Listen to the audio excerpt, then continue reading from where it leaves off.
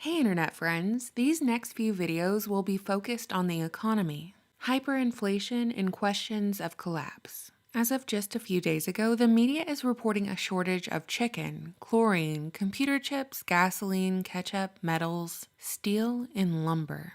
Today, I want to solely focus on the shortage and the prices of lumber and their implications since virus coverage has taken precedence in the news cycle.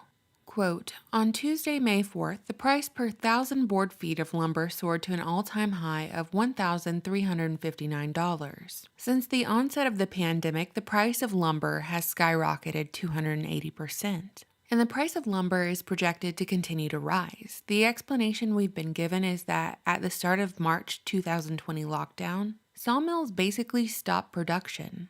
Whilst Americans who were kept from their jobs and confined to their homes saw this as an opportunity to get some home improvement projects they'd been pushing off for years done. So they took to Home Depot and Lowe's, which, by the way, were deemed essential businesses by the government, to stock up on lumber.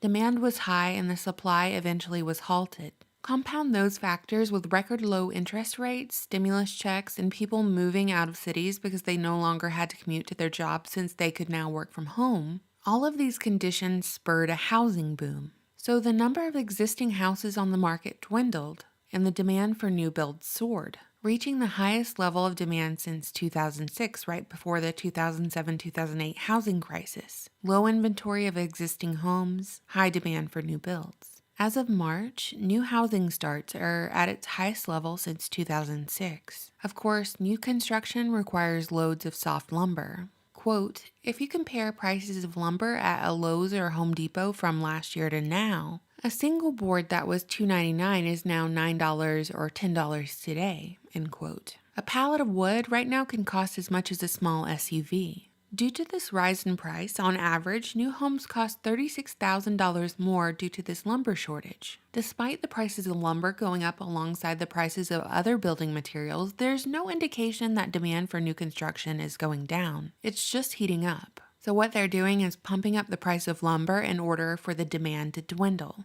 Or at least that's their story.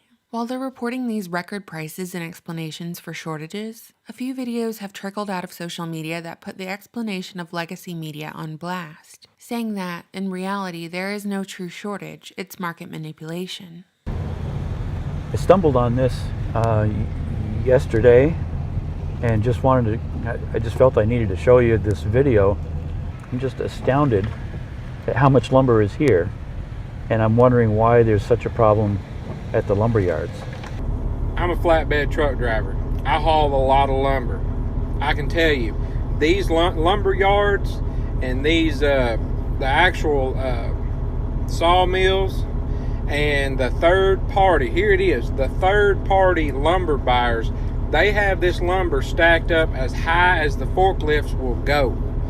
They are holding on to it and just barely trickling out a little bit here and a little bit there to keep prices drived up. So what you just saw were huge quantities of lumber just sitting around, and accounts from truckers who haul lumber reporting that they've witnessed the same. The implication being that when only a few companies control the whole market, they can easily create a false scarcity, never letting a good crisis go to waste. What's being suggested here is that lumber retailers just learn that they can charge whatever they want to the consumer during desperate times, just like the oil industry. Now, just because I show you a video from some YouTuber or I give you an MSM explanation doesn't mean I'm endorsing it.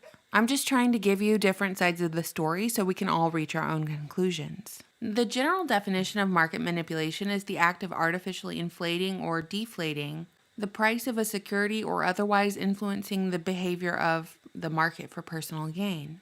Is that what's happening here? Is the lumber market being manipulated? When will we see the price of lumber return to normal? Or will the prices ever return to normal? Before you answer that, I would like to point out that the market and supply chain has been manipulated either way by the government mandating that people stay home from their jobs and lock down, then offering more government money and unemployment checks to keep them home. That's manipulation right there. That's the root of the problem. Uncle Sam. So the forecast is that the demand for new construction must go down before the price is corrected, but there are a ton of factors fueling the demand for housing, one of which I've already touched on. People who worked within the cities realized that throughout lockdown, they could go work from home and do the same job, therefore not having to pay a premium for rent or housing or work in the city, so they have moved out of the city looking for housing. Another factor driving up demand for housing is that rent is beginning to soar. Between housing prices, food cost, and rent, the only thing not rising is salaries.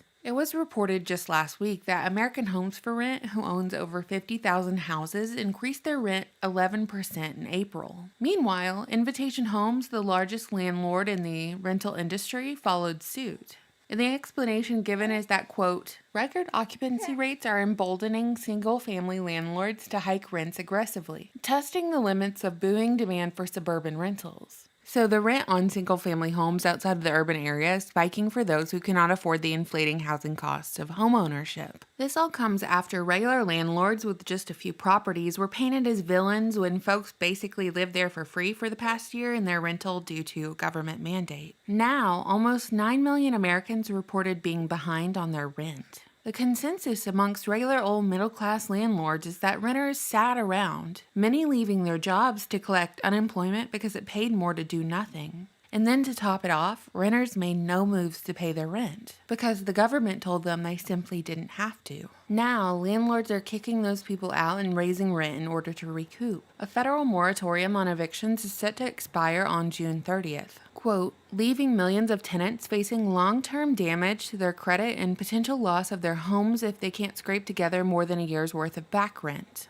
On top of that, quote, this lumber price hike has also added nearly $13,000 to the market value of an average multifamily home. This translates to households paying $119 a month more to rent a new apartment. While there's been a number of shortages over the past year, mass sheep fighting for their toilet paper in the grocery store aisles, limits on how much ammo you can buy, and now housing shortages, the story of lumber is really the tell-all for how this is all going to play out. Because the price of lumber really exacerbates the affordable housing crisis. There is no affordable housing when there are no houses, and there are no houses because no one can afford the materials to build them. So in the future, will we see homelessness become more prevalent?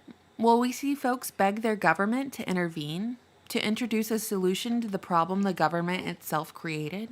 And that's why I've been paying attention. That's why I'm saying the price of lumber is a bigger story than the price of lumber. It's an indicator of the consequences of this worldwide one-world government lockdown. It's showing us exactly what happens when small businesses die because of government mandate, and corporations are who rise to the top. And those corporations completely control the supply chain and prices.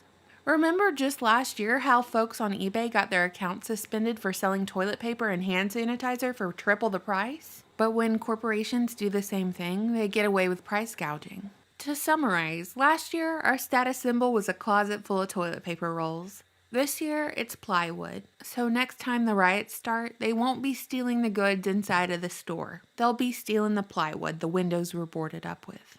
What do you think, internet friends? I always look forward to your comments. Thank you so much for watching, subscribing, and supporting my channel on Patreon.